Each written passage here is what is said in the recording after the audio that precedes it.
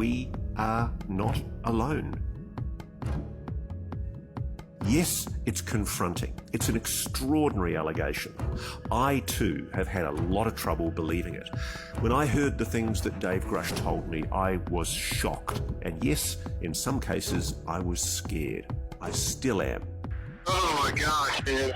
This is a huge, pivotal moment that there has been a massive, long cover-up lasting 80 plus years inside the American government.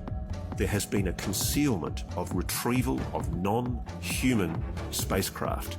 There's been a concealment of the existence of multiple species of non-human intelligence to this planet. Incredible as it may seem, the United States government are in possession not only of non-human technology, craft and other technology, they're also in possession of alien bodies. I have spoken to people who have told me that they have seen alien bodies. Incredible as it may seem, Roswell was true.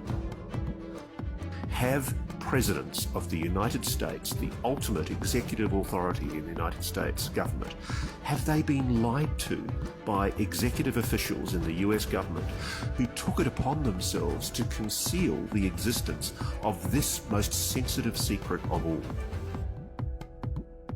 I don't care if people say this is crazy. I don't care if people laugh or ridicule it, because I know from the sources that I've spoken to, this story will eventually come out.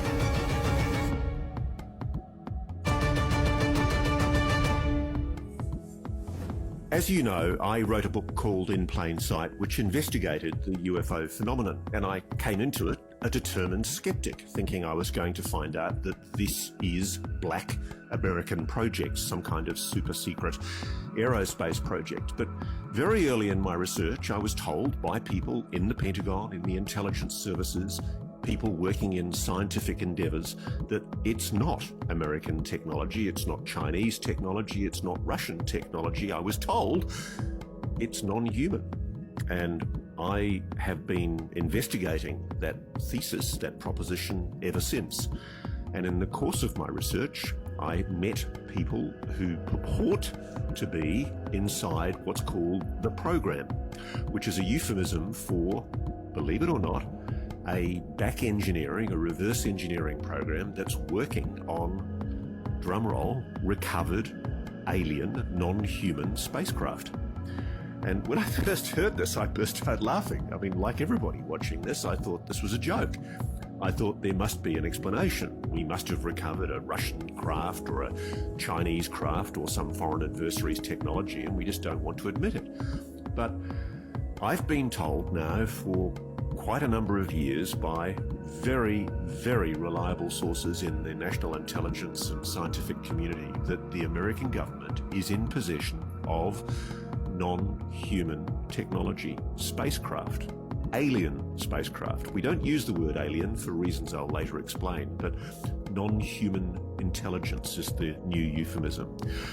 And in the course of my research, some time ago, I came across a guy called David Grush. David only resigned from the very highest levels of military intelligence in the United States about early April.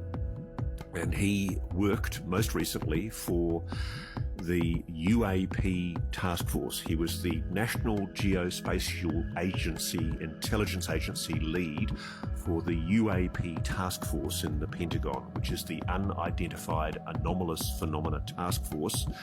And he was investigating what he called transmedium anomaly issues, which essentially is a polite euphemism for UFOs, UAPs, alien spacecraft. And I have to admit, as I've gone on and spoken to Dave, I realized that he was at the highest levels of US intelligence, and he was kind enough to speak to me and share with me what he knew.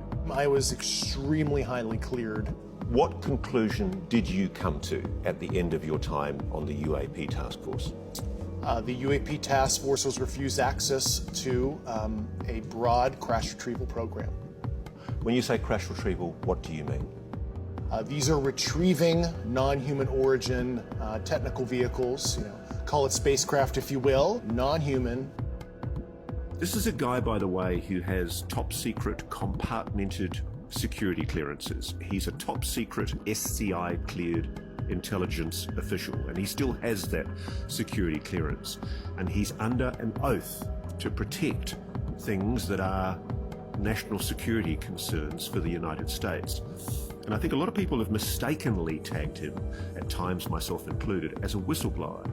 And to imply that he's breaking the law or doing something illegal by revealing what he's revealing is not correct.